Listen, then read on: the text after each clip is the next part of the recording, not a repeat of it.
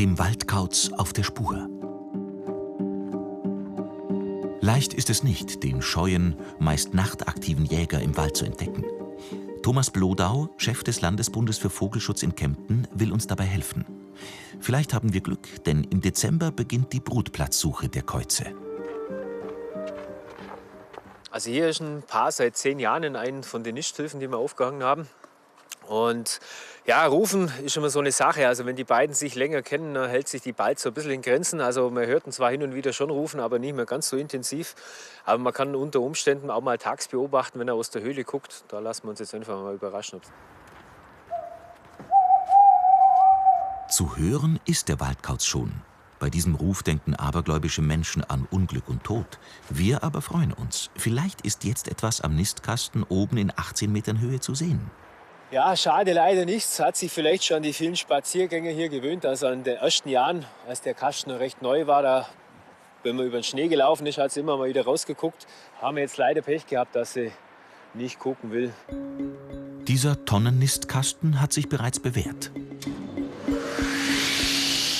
Doch Thomas Blodau will zusammen mit seinem LBV-Kollegen Karl-Heinz Wagner eine noch bessere künstliche Bruthöhle für den Waldkauz bauen.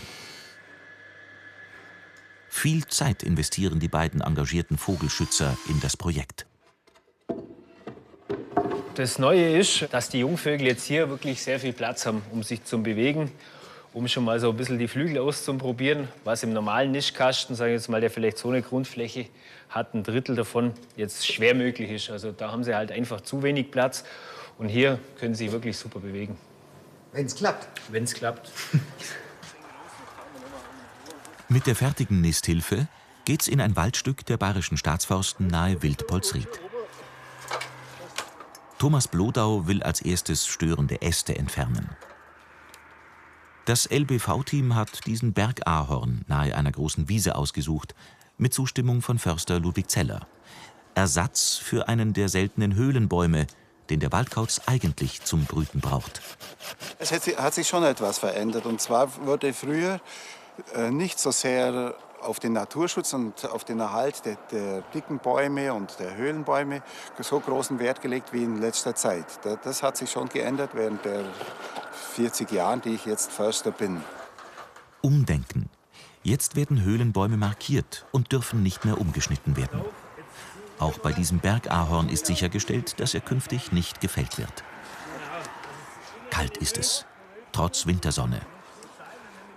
Wenn der Kasten in der richtigen Position ist, muss er noch fixiert werden. Gar nicht so einfach, die Alunägel in die steif gefrorenen Äste zu hämmern. Der Standort der Nisthilfe wurde von Thomas Blodau sorgfältig ausgewählt. Ja, der Kasten hängt hier auf 6 Meter Höhe, direkt am Spazierweg. Also das ist gut, dass er da ein bisschen höher hängt. Da haben die Käuze dann so ein bisschen Ruhe beim Brüten. Er hat einen freien Anflug direkt auf die Jagdflächen raus. Also da versprechen wir uns dann schon, dass der sehr schnell, vielleicht sogar nächstes Jahr dann gleich angenommen wird. 4 Monate später. Es ist Frühling geworden. Die Waldkäuze brüten schon. Zeit zu kontrollieren, wie die neu gebaute Superröhre bei den Vögeln angekommen ist. Die Vogelschützer sind auf den Ausgang des Experiments wirklich gespannt. Karl-Heinz Wagner hat den Kasten seit Dezember immer wieder besucht. Doch es ist unklar, ob er bewohnt ist. Gestern Abend haben wir die Kästen kontrolliert, so von 19:30 Uhr bis 20:30 Uhr. Aber wir konnten nicht feststellen, dass irgendwas ausfliegt. Aber das kann man nicht sagen. Es kann sein, dass die erst um 10 oder um 11 rausfliegen. Und die machen ja keinen Krach. Und wir haben es halt mal probiert. Da schauen wir mit so einer kleinen Endoskopkamera rein. Die hat auch noch ein kleines Licht vorne dran, wenn es im Kasten sehr dunkel ist. Und da können wir dann auf Nummer sicher gehen, ob was drin ist oder nicht.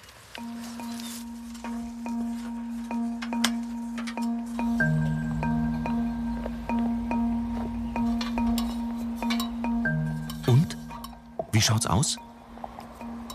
Leider nichts. Also die Einstreu ist so ein bisschen verschoben. Man sieht, dass jemand drin gearbeitet hat, aber vom Kauz oder Jungen leider nichts zu sehen. Enttäuscht? Ja, ein bisschen. Gucken wir mal, vielleicht der eine oder anderen Kästen, das, was drin ist. Lassen wir uns mal überraschen. Also auf zum nächsten Höhlenbaum, die alle mit dieser blauen Welle gekennzeichnet sind. Im Dezember wurden zeitgleich mit der neu entwickelten Röhre 5 dieser Holzbetonkästen aufgehängt. Hier hängen schon kleine Zweige heraus. Was ist da los? Nee, also da schaut es jetzt auch nicht nach Waldkauz aus. Entweder vielleicht Dole oder Eichhörnle tragen auch ganz gerne mal so Äste ein, um sich so einen Kobel zu bauen. Da gucken wir jetzt einfach mal rein, was sich tut. Ja, sehr schön ausgepolstert das Ganze. Also das sieht eher nach Eichhörnchen aus. Wäre natürlich schön, es wäre ein Waldkauz. Wir freuen uns aber natürlich über alles und jeden, der da einzieht. Während der Brutzeit werden alle Nistkästen von den Vogelschützern kontrolliert. Ist es kein Problem, wenn der Muttervogel auf den Küken sitzt und dann gestört wird?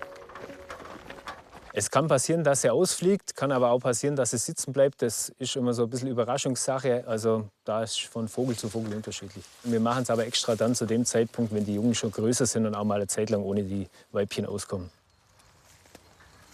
Auf der Sitzstange liegt der Feder, links außen, siehst du? Ein Hinweis auf den Waldkauz? Die Spannung steigt. Und plötzlich das Kauzweibchen.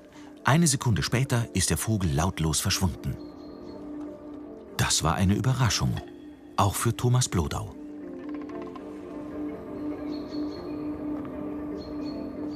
Und? Ist sonst noch was in dem Kasten?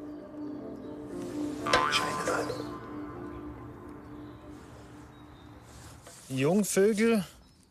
1, 2, 3. Alle schon ein bisschen größer. 4. Ein Ei noch. Thomas Blodau freut sich, dass durch die Nisthilfen der Vogelschützer der Bestand des Waldkauzes wächst. Es ist einfach ein faszinierender Vogel. Ein Waldbewohner, ein nachtaktiver Waldbewohner, das fasziniert jetzt, denke ich, nicht nur mich, sondern viele Leute. Es dämmert schon.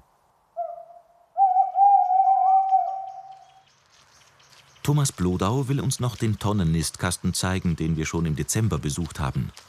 Damals allerdings erfolglos. Und ist jetzt einer drin? Ja, also jetzt hat es geklappt. Jetzt brüten sie drin. 5 Junge und das Weibchen, das müsste dann hoffentlich zur Dämmerung wieder die Beute kriegen vom Männchen. Lassen wir uns mal überraschen, ob es so klappt, wie wir denken. Wir warten. Doch nicht das Männchen kommt, sondern das Kauzweibchen fliegt aus, um selbst zu jagen. Und vielleicht zieht schon nächstes Jahr eines ihrer 5 Jungen in die selbstgebaute Superröhre ein.